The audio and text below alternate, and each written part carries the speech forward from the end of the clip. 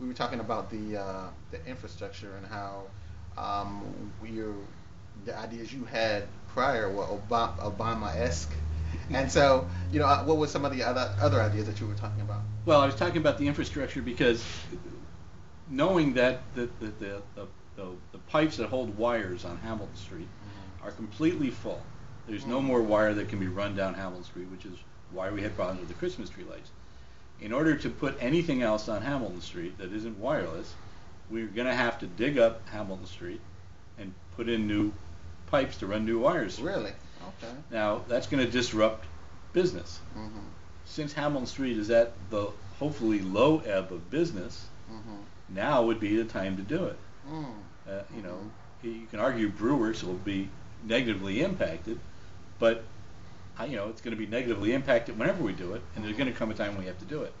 But that's the kind of infrastructure repair that we can do in-house, or we can hire city residents, we can train them, make it a part of it, we can work cooperatively with the vocational school, we can work cooperatively with the community college, and the long-term cost of doing the work and helping the people should be less than the long-term cost of not doing the work and not helping the people, because they each have a cost. It's like part of the problem with government is that it's in boxes. It's not a question of what it costs; it's what it costs my department. Okay. So my budget, if my budget has to pay for it, then it can't come out of my budget, so we can't do it. Right. So basically, you're saying we should use our resources, or we should use our resources together. Somebody should Yeah. have an oversight of the whole thing and say, here's what we're trying to accomplish, and let's take your budget and your budget and your budget and Pull it together. pull some from everything to accomplish big goals. Because we have all these silos in city government, as well as in most governments, that it's not a question of do I want to do it, it's a question of do I have money in my budget to do it. And so at some point, and this should be the mayor's job because he's got a city manager, somebody should be making the big decisions Right. that say, let's make a priority list of what we need to accomplish, and let's make our budget fit our priority list. Our budget shouldn't be, what did we do last year and what are we going to keep doing, and just keep doing the same thing, because at some point we've got to make changes. And I think the strongest thing I can say for my own candidacy is that I'm a strategic thinker. I'm willing to look at things from a new perspective and say, here's what we need to accomplish, here's what we need to do to accomplish it. Or, Alfonso, give me your idea. Right. Okay. Because I'm stumped here. What do we do with this? Okay. But somebody's got to take the big picture and say, let's work on it together and let's work on the whole macro idea. Okay. Yes, every day the water has to go and people's toilets have to flush and the street lights have to turn from red to green and yellow. But we do a lot of things that are some historical and some moving forward, but there's no comprehensive all-around plan except to try to create a budget that doesn't raise taxes. Right. And I'm not saying we have to raise taxes to do it. I'm saying we have to be intelligent.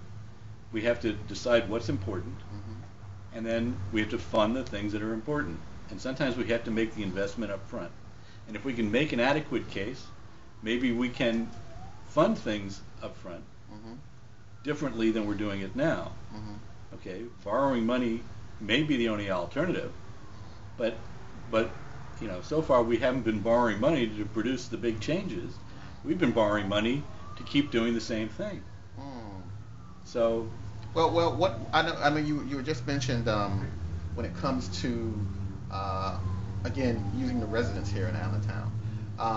What do you think you would do to, I guess, enable your vision to happen? What are certain changes that you would do within the city if you became mayor tomorrow? What are some of the things that you would do to complete your vision? One of the things I would do is be accessible. Okay. And beyond being accessible, I think it would be incumbent on me to go out into the community and enlist their help on a daily, if not hourly basis. That we have a strong community. Okay, it may be fragmented at times, or it may be a couple of strong communities, but we're not doing anything to leverage that strength. We need to embrace the people that are here, and embrace the needs that we have, and put them together and come up with a solution.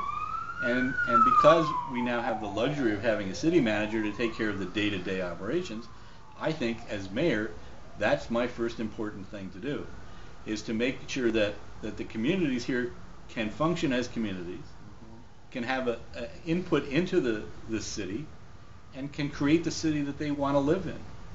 I've never met anybody who says I'd like to live in a place where I don't feel safe.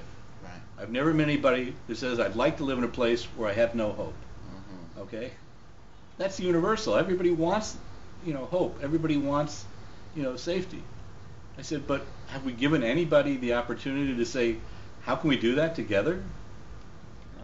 How do we get there from here? What do you think? What can you in your community do to help us get there?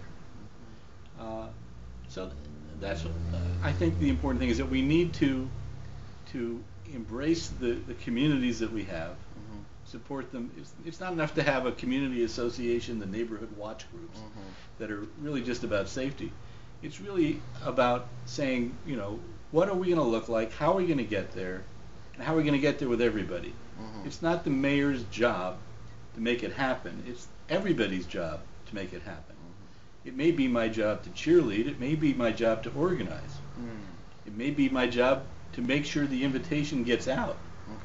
Okay, but it's everybody's job to make it happen. If it's nobody cares about it, it isn't going to happen, and we're going to go down the tubes just as surely as it looks like we're going now. There's no. If you take the amount of money that's been invested in Allentown since Ed's been mayor, and you take the change, it seems like we've blown a lot of money. Oh wow. Okay. I've been living in Allentown, for a long time. I've seen the change, and it's not that, it's not that you can stop it just by putting up a sign, but you have to say, here's what we have, here's reality, here's what's really happening. Okay, gangs are controlled by like loving parents, and parents who have the opportunity to be loving parents. Parents who, aren't working 2-3 jobs and never see their kids. Those are the kind of changes that we need to make. You can drive crime to somebody else's neighborhood, and you could make the argument that, blue lights drive them to other neighborhoods. I remember the days when they decided they were going to clean up 7th Street, which was not good for, 6th Street and 8th Street. Because everybody moved. Yeah. Because it moves. You're not going to get around it. Well, I mean, that's an interesting take on it. So, I mean, you were just mentioning the business. What will be your plan for the new businesses? Because I know that's been a situation here in Allentown, and you had mentioned that one of the projects you had was the car share. But do you have any thoughts on if you wanted to bring new businesses here?